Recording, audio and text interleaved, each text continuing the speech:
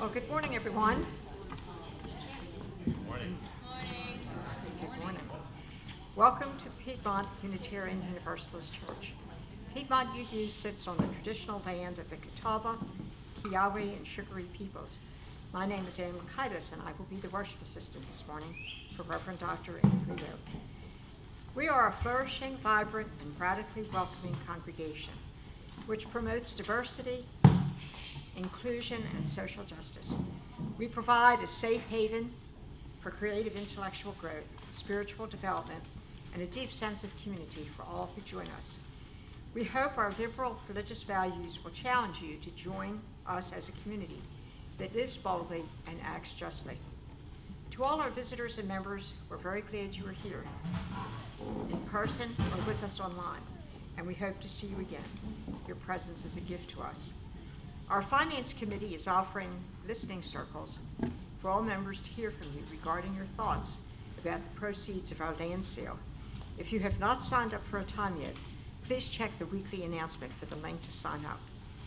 For other important information about our vibrant community, please see your order of service.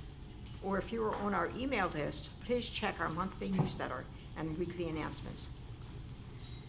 Whatever brought you to this place at this hour, we welcome you.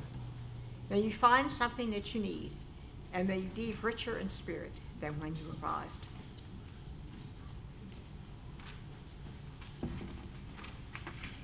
It's so good to see all of you on this rainy holiday weekend. So it's good that we can be together this morning.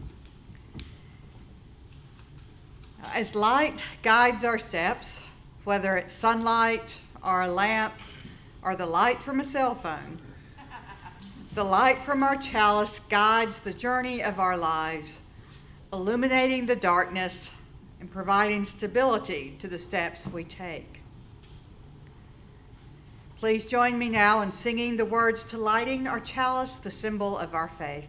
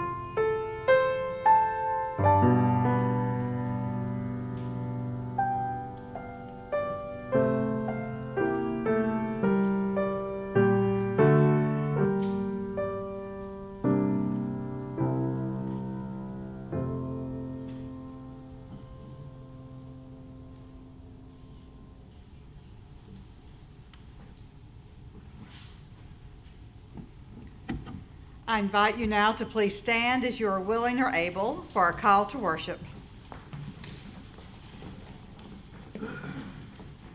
The old saying goes that each journey begins with a single step. Whether physically or virtually, to be present with the church community. Our bodies carry each step, every step we have made throughout our lives. And they lead us to the steps we take in the next hour, the next day, the next month, and the remainder of our lives. Some steps are joyful, like skipping along on a sunny day. Other steps are heavy, dragging our bodies forward where they must go. Whatever our days entail, we know that our community will give us strength for the journey. May light and spirit guide us together as we move forward along the path of our days. Blessed be. Our opening hymn is found in our great hymnal, number 331, Life is the Greatest Gift of All.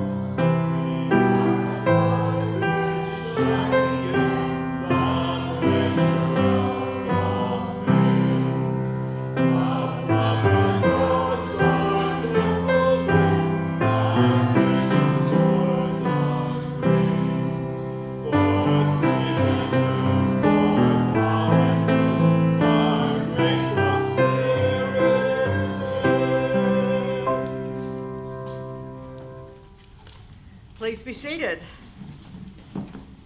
And I'd like to invite any children who would like to join me up front to please come and do so.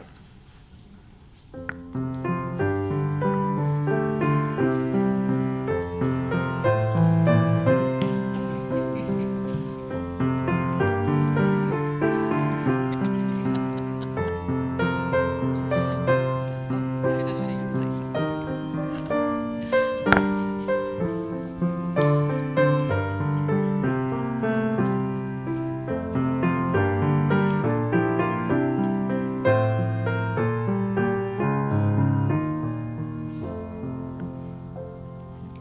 It's good to see all of you today, and we've got a couple little guest critters up here with us today too. Yes. How's everyone doing today? Good, good, good. You okay? You're hungry. Well, you know what? You're still hungry. Some days I'm like that too. We'll have some snacks before you know it. So we're going to do a little activity in just a moment, but I have a question for you first. Can y'all hold up your hands? Yeah, that's great. What kind of things can your hands do? What?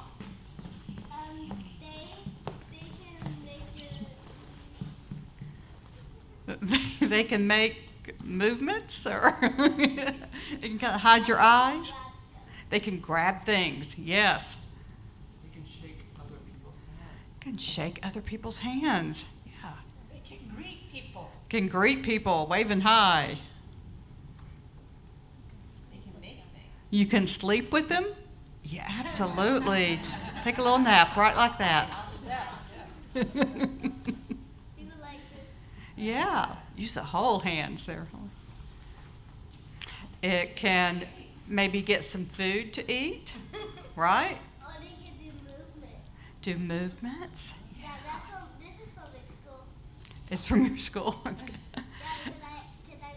because I finished fifth grade. Congratulations. Getting older. School's getting out. Yes. And I'm going to second grade. Going to second grade. Like Sixth. Oh, big step there. Talk with your hands. They can hold a cup. Yes. Talk with your hands. People can talk with their hands.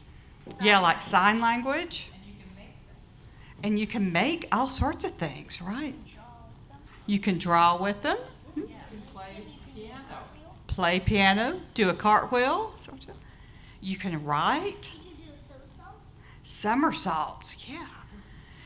These are all wonderful ideas. So today we are thinking about all the great things we can do with our bodies and how important they are. So we're going to have an activity I'm going to let y'all do now, and then the other kind of bigger kids will have an opportunity a little bit later to do this if they would like. So let's come up here. You see I've got some big sheets of newsprint. Thank you, Jeff. And some markers. So we can help, and I think Lisa and Becky might can help with this too if you want to. Hold your hand out and we're going to trace around your hand. Well, you just have to put your hand on the paper and we're going to trace around it. And then after we do that, and some of the bigger people can help too, we're going to write down something that you like to do with your hands. Okay?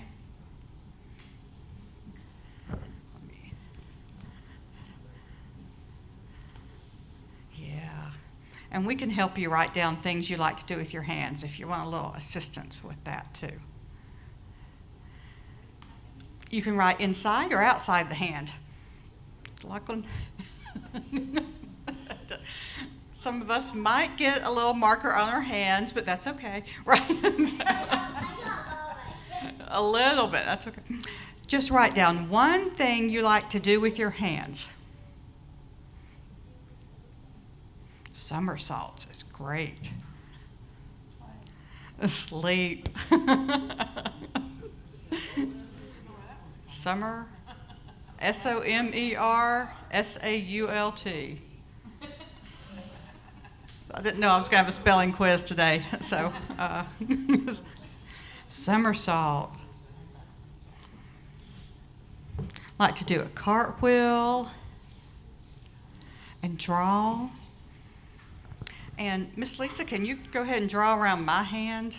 And let me tell you, as I was thinking about this, there's so many things I like to do, but one thing I really love to do is to write. And I'm so grateful I can do this. Even sometimes my hand and when I say writing, that might be typing too, depends on what I'm doing. Sometimes my hands cramp up a little bit as I'm getting older. Thank you. But I like to write. Yeah, to write.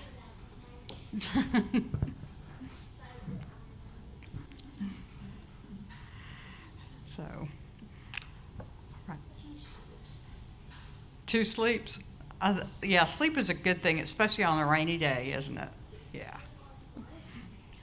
Well, thank you for all coming up. And as we go throughout the rest of the service, I want you to think about your hands and all the wonderful things you can do with them and the ways that all of us here in our community can join hands to do things together. All right. Thank you, and I'll see you next week. We can clap hands.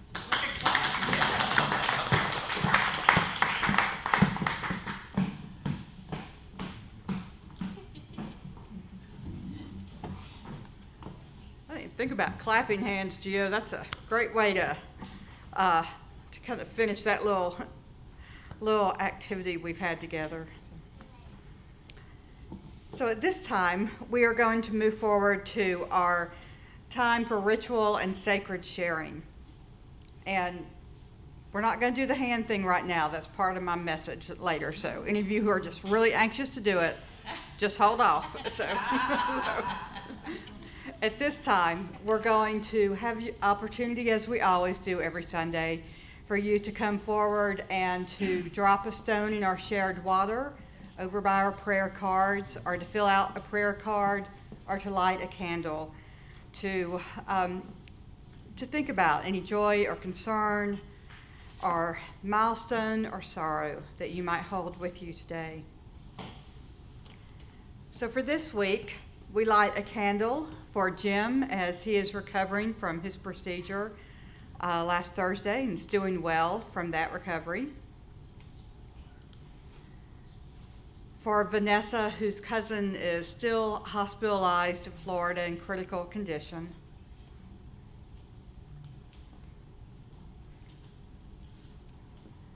For the ongoing struggle for civil rights in Iran.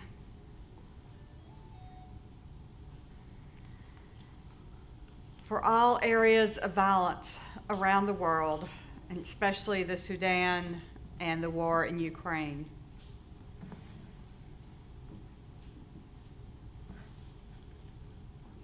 And that our governmental leadership will find ways to move forward with integrity and open hands.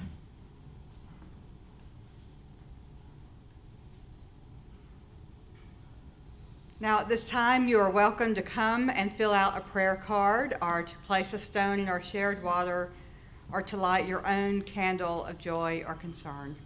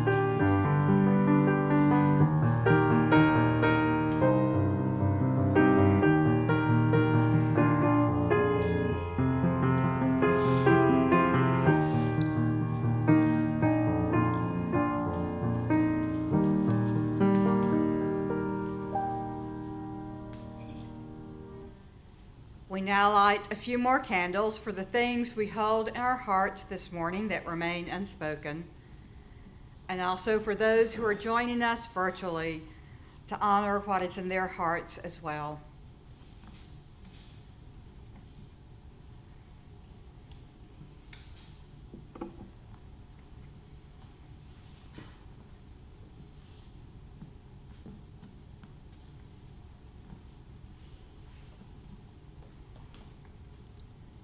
Now, as we prepare to enter into a time of meditation, I invite you to think about how you have used one of your senses this morning, or 5 senses.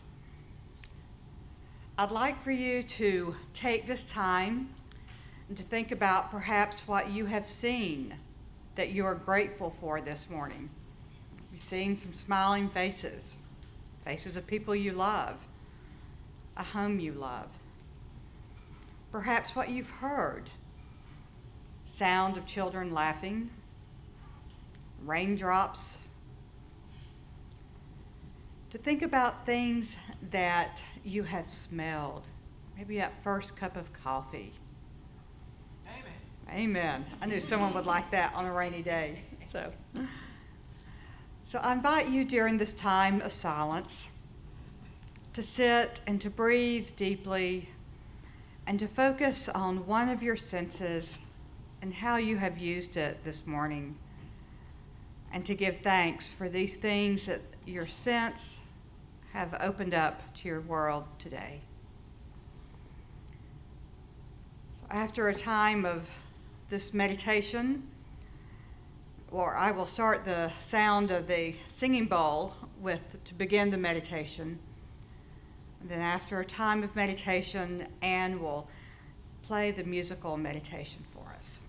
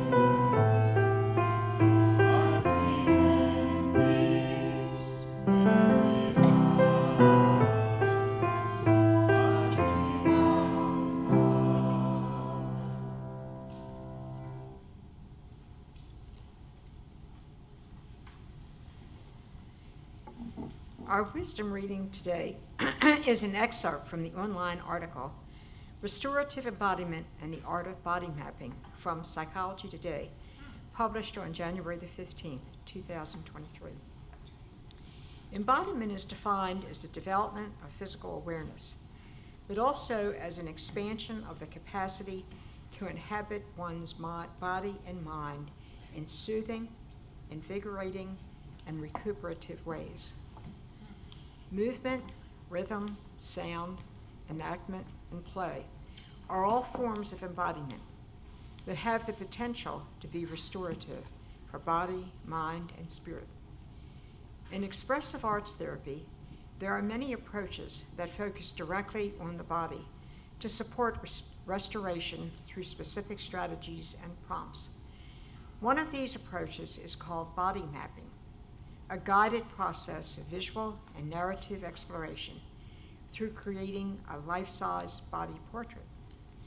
Body mapping is a form of expressive arts therapy that capitalizes on the body as a theme for narratives of lived experiences. There is a long tradition of this approach, with individuals who have experienced psychological trauma and life-threatening medical illnesses. These strategies focus on body image as not only an historical record of significant events, but also as a somatic source for the exploration of self-efficacy, capacity, and resilience.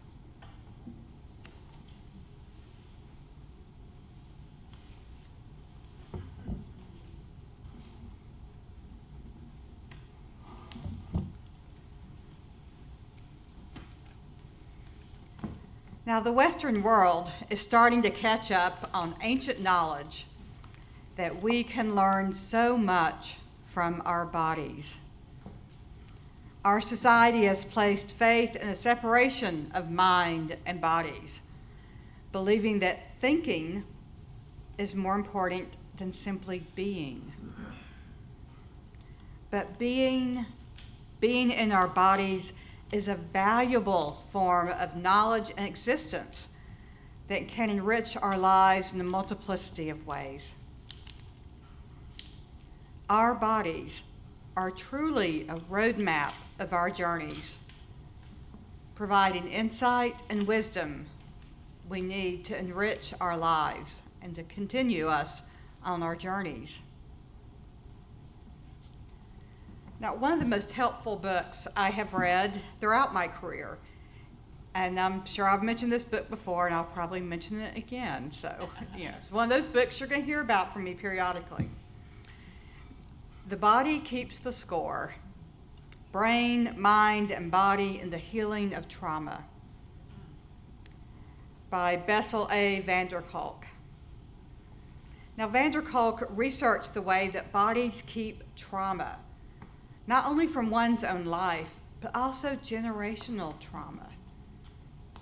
What our ancestors encountered or even endured lives on through our bodies. Now, this is both a positive and a negative, and sometimes in a multitude of ways. Now, we can't change what our ancestors encountered. And so many times we don't have complete control over what our own bodies encounter.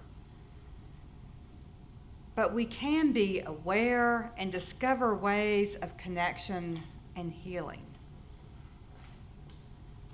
Van der Kolk wrote, "As I often tell my students, the two most important phrases in therapy, as in yoga, are notice that, and what happens next? What happens next? Once you start approaching your body with curiosity rather than fear." I'll say that again. Once we start to approach our bodies with curiosity instead of fear, everything shifts. Neuroscience research shows that the only way we can change the way we feel is by becoming aware of our inner experience and learning to befriend what is going on inside ourselves. Now notice this connection that he makes between feeling instead of thinking. Our society, the Western world, believes that we can think our way out of anything, right? Mind over matter, right? We just need to change what we think. If we just have a strong enough mindset, anything is possible. Now, please hear me. I'm not here saying we shouldn't think, okay? So, what I am saying is that we have wisdom beyond just this brain in our bodies. What I am saying is that our entire bodies, every part of it, has great wisdom for us. Our minds, our hearts, and our physical beings. Now, many of us have heard that old saying about the hairs on someone's neck standing when someone is in danger, kind of that sixth sense. The body providing information that the mind does not yet have. Carl Jung once wrote, "Often the hands will solve a mystery that the intellect has struggled with in vain." Often the hands will solve a mystery that the intellect has struggled with in vain.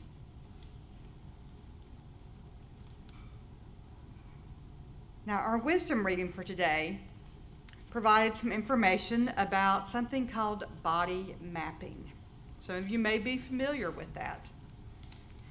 Jane Solomon is credited with formalizing a process called body mapping at the beginning of this century.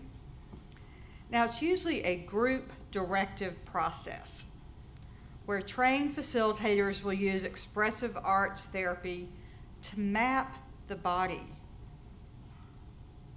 There might be a tracing of the whole outside of one's body, and then using drawing, painting, collage, and even movement.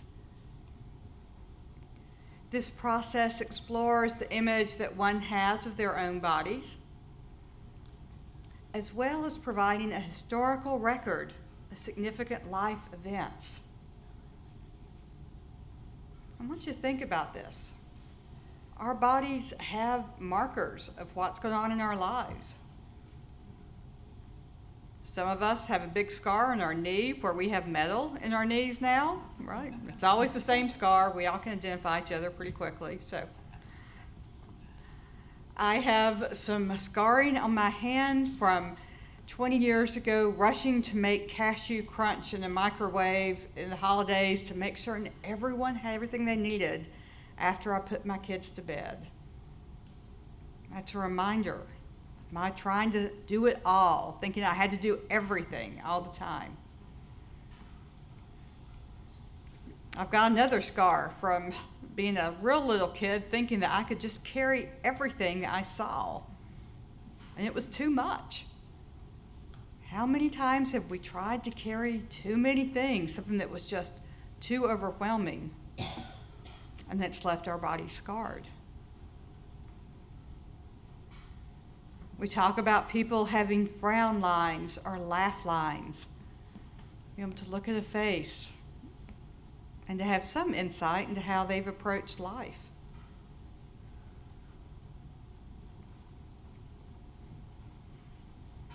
Now, you may have heard the phrase stress-related illness. It's when stress or traumatic life experiences causes harm to someone's body. Now, a small way of thinking about this, I'm sure many of us have experienced, is when we get nervous or upset, something happens to our bodies, so we carry it in our bodies. Some people might have an upset stomach.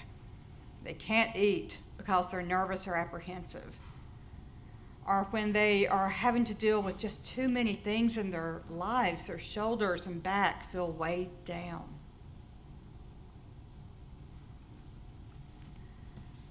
Body mapping is a way to help people understand these things, not just what a body physically looks like, but what lived experience that body has.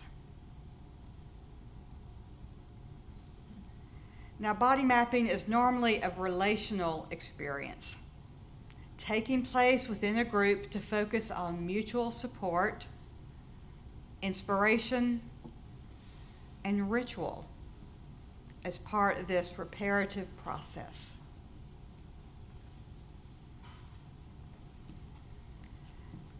Now, while body mapping includes the entire body, we're going to take a small little smidgen of that today, and we're going to focus on our hands.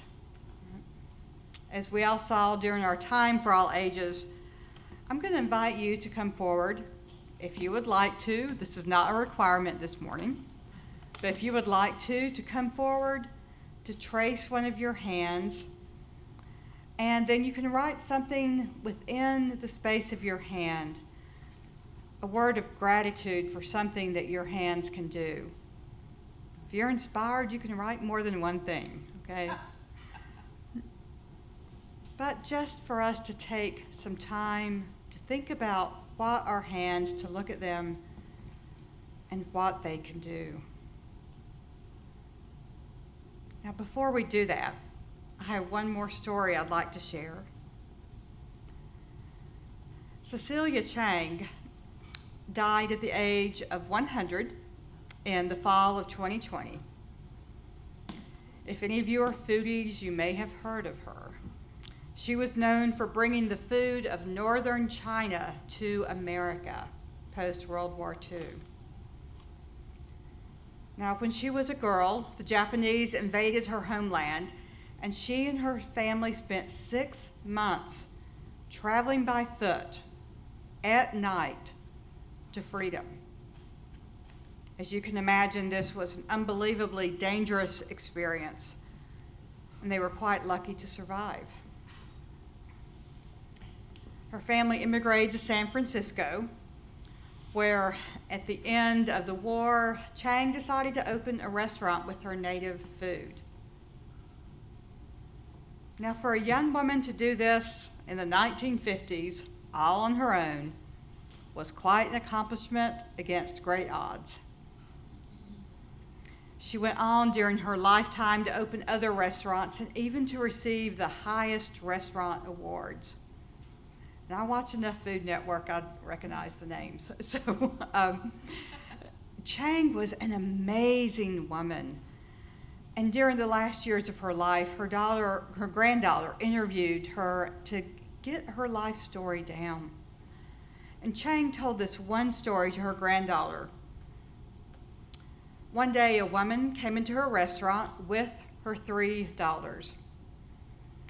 And as Chang came forward to place the order, and this woman had no idea this was the owner, the customer looked at her hands and pointed them out to her daughters, making disparaging remarks that they didn't want their hands to look like that one day. Wow. Because those were the hands of a working woman. Chang was proud of her hands. She knew they reflected all the work she had done throughout her life. The scars, the burns, the marks of hard work, they were a roadmap of her life, a life of which she was proud.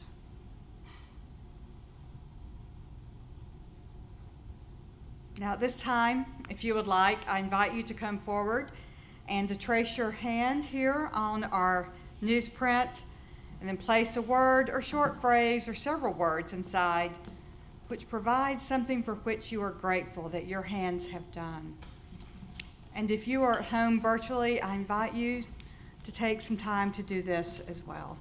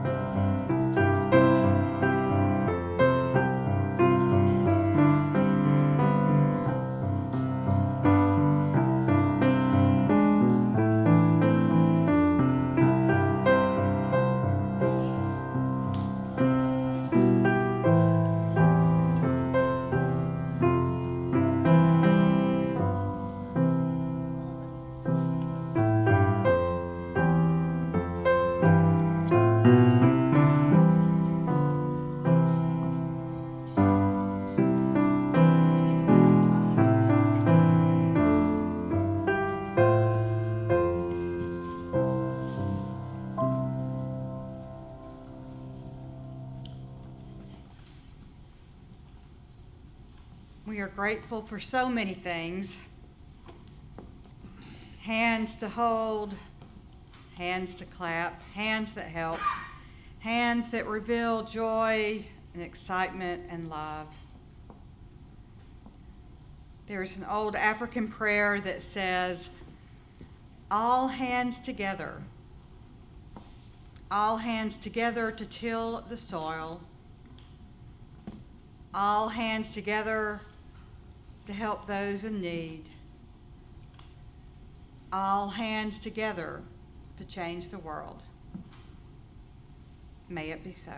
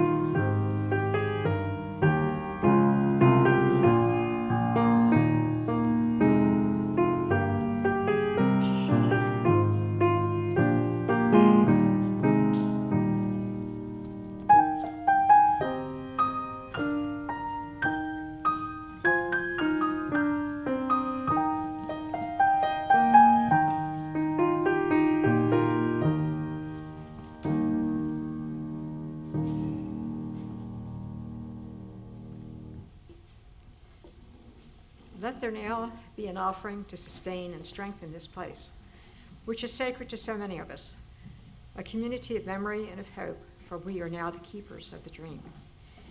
This month, we are sharing our offering plate with the Cabarrus Victims Assistance Network, known as CVAN. In 1982, CVAN was created as the place and the voice for battered women and their children in Cabarrus County. CVAN's mission is to provide safety, shelter, and support for battered women and their children, and to actively work to end domestic violence in our community. We ask that you place your gift in the baskets as they make their way around the room, or you may wait and drop it into one of the baskets as you exit our space. And you are always welcome to give online at puc.org or by texting PUUC at the number 73256. Today's offering will now gratefully be received.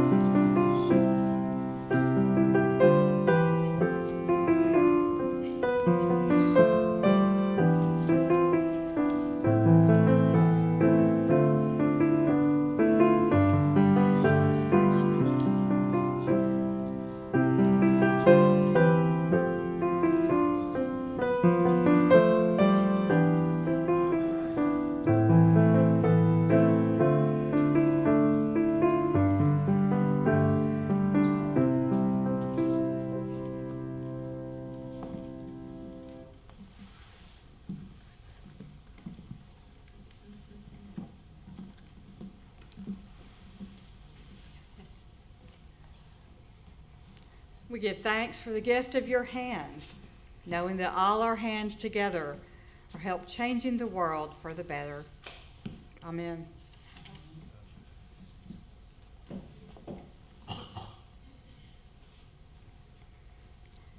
I invite you now to please stand as you are willing or able for our closing hymn in our great hymnal, number 298. We're going to do all 5 verses of Wake Now, My Senses.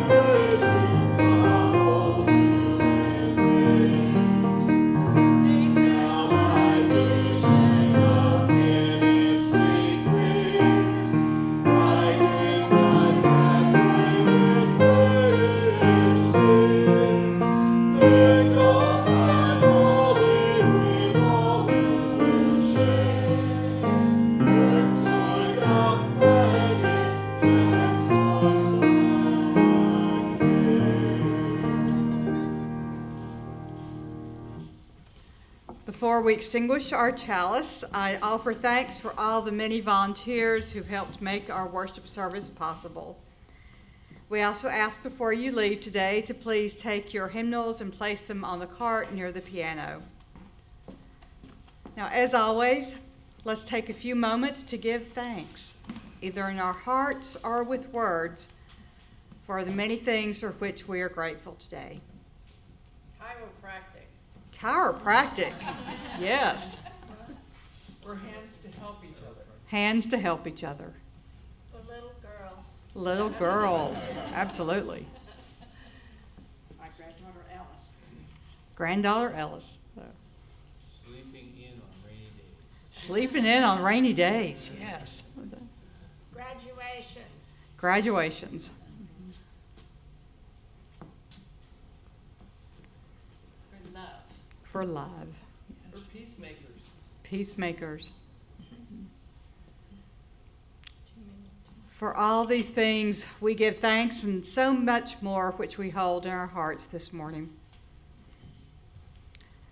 Let us now go forth, knowing our steps are guided by light and spirit. And we never journey alone. We are surrounded and loved by our church family, by our ancestors, and by those who follow after us. Blessed be each step of our journey and the bodies which carry us onward. We now extinguish our chalice, but we carry its light, its warmth, and its meaning with us until we meet again. May we go in peace, believe in peace, create peace wherever we may wander. May it be so.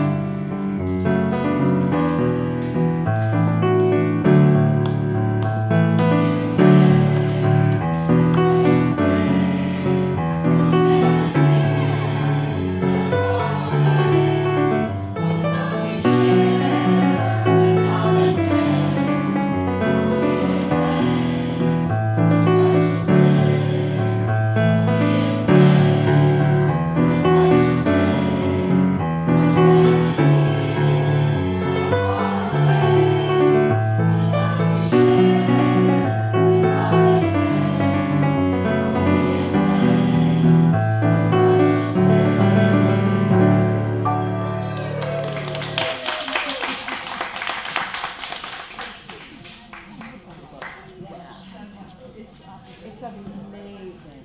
Yeah, it is amazing.